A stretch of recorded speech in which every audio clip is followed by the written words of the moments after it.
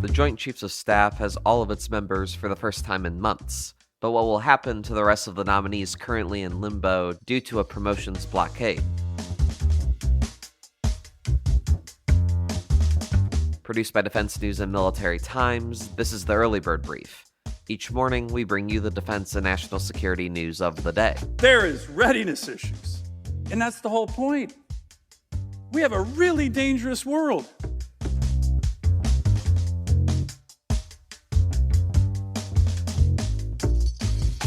After months, all the nation's top uniformed leaders of the military branches have been confirmed by the Senate, but each leader has their own challenges and goals for their respective service.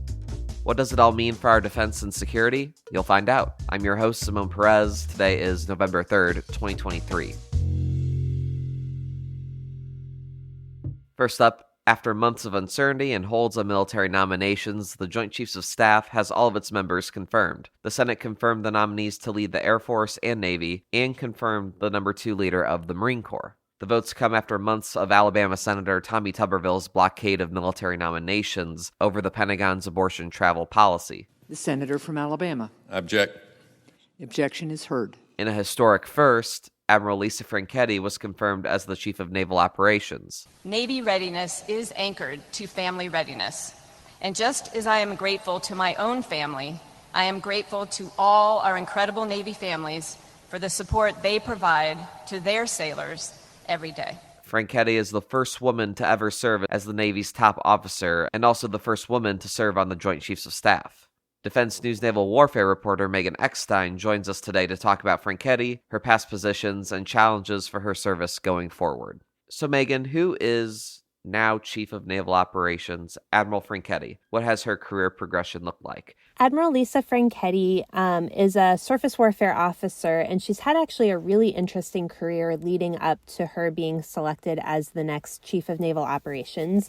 She joined the Navy at a time when females were really just being allowed into certain types of jobs. It was right around the time the Naval Academy opened up to women. And so her early assignments were actually not on proper warships. She got her start on an oiler and a destroyer tender, just because those were the jobs that were open to her at the time. But she worked her way up. She commanded a destroyer. She commanded a carrier strike group. And just really along the way ticked off a lot of firsts for women in the Navy. And so, culminating in being the first female Chief of Naval Operations and the first woman to sit on the Joint Chiefs of Staff. And so really just breaking a lot of glass along the way.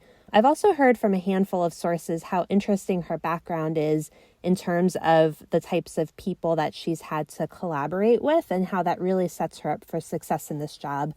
She previously led naval forces in Korea, as well as naval forces over in Europe through the U.S. Sixth Fleet job. And in those positions had to work very closely with allies and partners, which is a big component of being Chief of Naval Operations. She also had a job on the Joint Staff, working strategy, plans, and policy, which obviously, that's one of her hats as CNO, is sitting on the Joint Staff, as well as, in her time most recently as the Vice Chief of Naval Operations, having to work with her counterparts in the other services, having to work with lawmakers up on the Hill, having to work with the White House. So what I've heard from a handful of current and former Navy folks is just sort of that well-roundedness of her history is really going to set her up for success in this job as the Chief of Naval Operations. So what challenges does she inherit from her predecessor, but also what are her goals for the service, her aspirations, not just fixing problems? Well, the most recent Chief of Naval Operations, Admiral Mike Gilday, got started on 2 big initiatives. One, he was trying to focus on the readiness of the current fleet rather than building a future fleet. And he was also very focused on laying the groundwork for a manned-unmanned hybrid fleet. Both of those he, made good progress during his 4 years, but Admiral Franchetti will certainly be the one to implement this vision of a manned-unmanned hybrid fleet. So it will be interesting to see, how much of a focus she puts on that. In terms of the readiness versus shipbuilding, there's a constant tension that service chiefs face in terms of how much to spend on today's force versus how much to invest in tomorrow's force.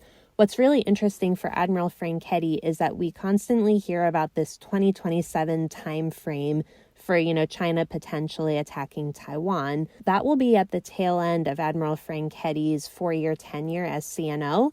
And so it'll be very interesting to see how she chooses to prepare the force for, what's obviously not predetermined, but sort of this timeline when experts think that China could make a move. And how does the fact that she will be in charge in 2027 weigh on her decisions? There's a lot of other interesting challenges she could face. On top of unmanned, we're going to kind of see more of this JADC2, this Joint All-Domain Command and Control vision come to life. She'll be implementing a lot of things like that to connect manned systems, unmanned systems, under the water, up in the air, on the surface.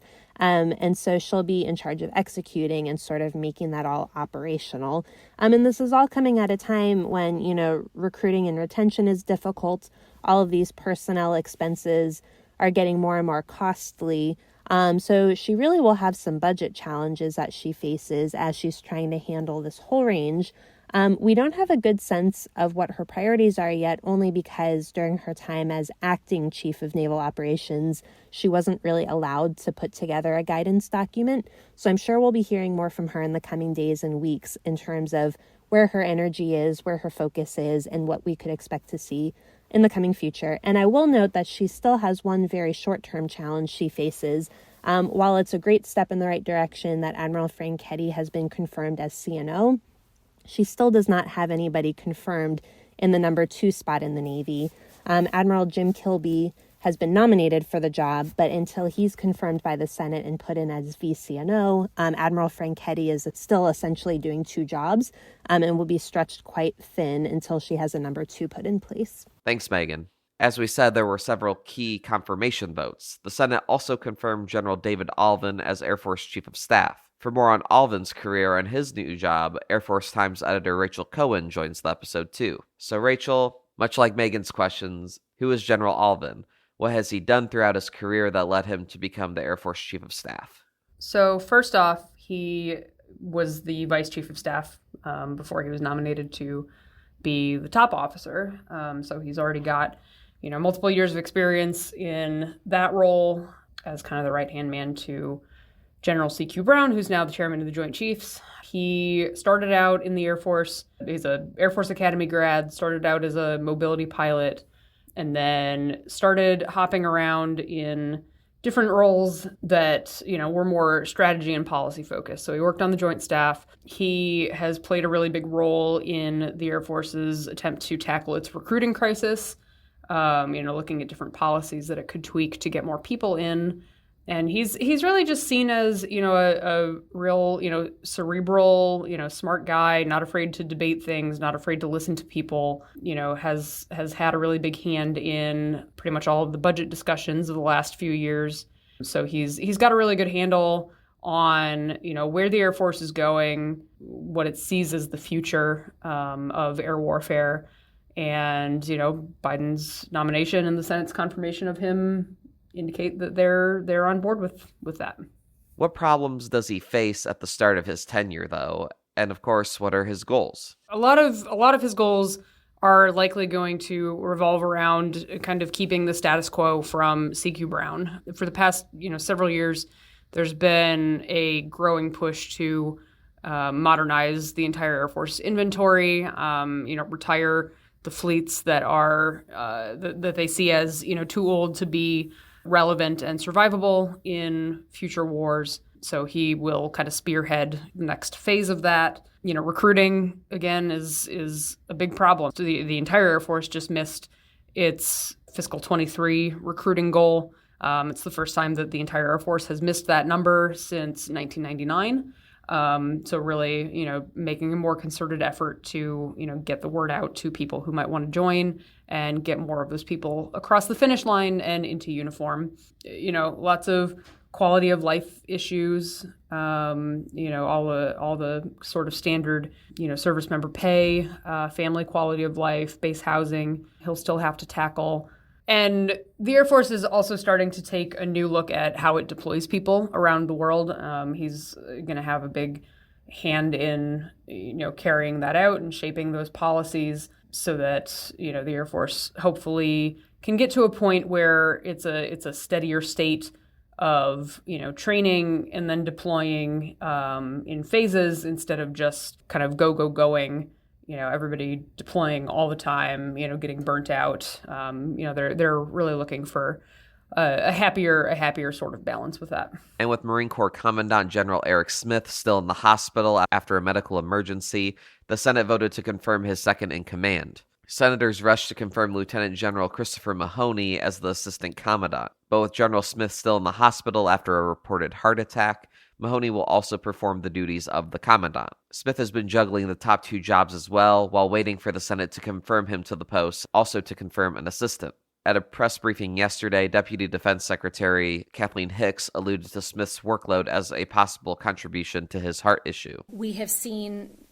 tragic effects of that stress, but in a day-to-day sense, we've also seen the stress at the individual human level. And I think that's been well communicated on Capitol Hill. Marine Corps Times reporter Irene Lowenson joins the episode today. Irene, first, could you just provide an update? Tell us what we know so far about General Smith's condition. Yeah, so General Eric Smith, the Marine Commandant, was hospitalized on Sunday evening following what the Marine Corps called a medical emergency. Some news outlets are reporting that General Smith suffered a heart attack, citing defense officials. DC Emergency Services told me that a man, that didn't say who, but a man went into cardiac arrest close to the commandant's residence on Sunday evening. So right around the time and place that we know that General Smith had his medical episode. So the Marine Corps said on Wednesday that General Smith is now in stable condition and is recovering in a hospital in DC. But beyond that,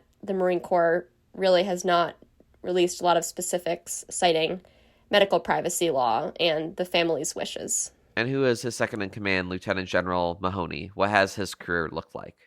General Mahoney is a career aviator who has flown more than 5,000 hours in the A-6, the F-5, the F-18, and the F-35.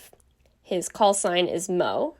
As a general officer, he's led in a variety of capacities. Most recently, he has had the very important job of Deputy Commandant for Programs and Resources, essentially the fiscal director of the Marine Corps, which is important. I mean, making sure that the Marine Corps' budget is okay, that's a huge task. And in that role, he's been a big supporter and defender of Force Design 2030, which is the modernization initiative that has attracted some criticism from retired Marines. He's been very much on the side of the previous Commandant, General David Berger, and General Smith in defending the necessity of that initiative. And with this confirmation, how will that impact the chain of command within the Marine Corps following General Smith's hospitalization? The chain of command in the Marine Corps was already a little unorthodox because of the hold on nominations. So the White House nominated General Mahoney in July for the assistant commandant role. But because of the hold on nominations, his nomination was stuck in Senate limbo. So that left General Smith as first the assistant commandant, and then once he got individually confirmed to be commandant, that left General Smith basically in the top two jobs of the Marine Corps at once. Now that General Mahoney has been confirmed as the assistant commandant, he'll kind of be in the same zone where he's the assistant commandant who's stepping in to act as commandant while General Smith recovers. He's also going to be doing two full-time jobs as once. I mean, not to mention the aspect of the commandant job that involves sitting on the Joint Chiefs. It does simplify the chain of command somewhat, because prior to General Mahoney's confirmation, Lieutenant General Karsten Heckel was stepping in following General Smith's hospitalization. And Lieutenant General Heckel was basically doing three jobs at once, because he was doing the commandant's job, and essentially the assistant commandant's job because there was no assistant commandant. And on top of that, he was the top Marine for the modernization initiative for combat development and integration.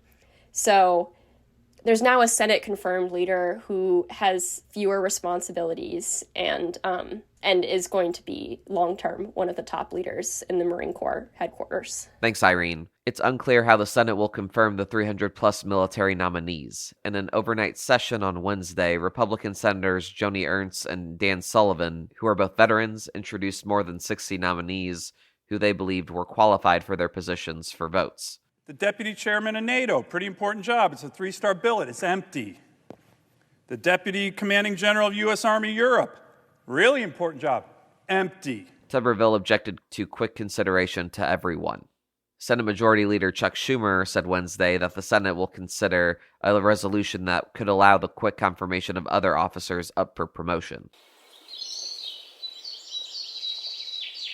And now, here's some other stories that we're hearing chirps about. The Air Force said it destroyed an unarmed intercontinental ballistic missile over the Pacific Ocean during a test launch early Wednesday morning. The service said the Minuteman III was terminated due to an anomaly during launch. A Gallup poll shared yesterday said that American support for Ukraine amid its war with Russia has fallen.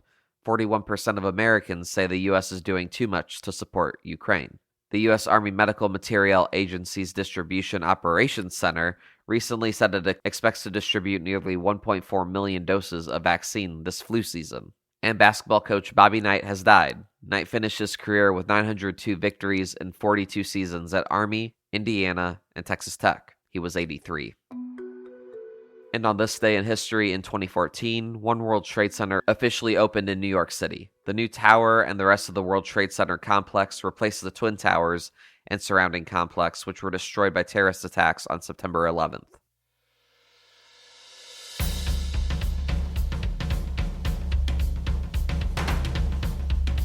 That's it for us this morning. To get more top stories and breaking news, go to defensenews.com/EBB to subscribe to the Early Bird Brief newsletter.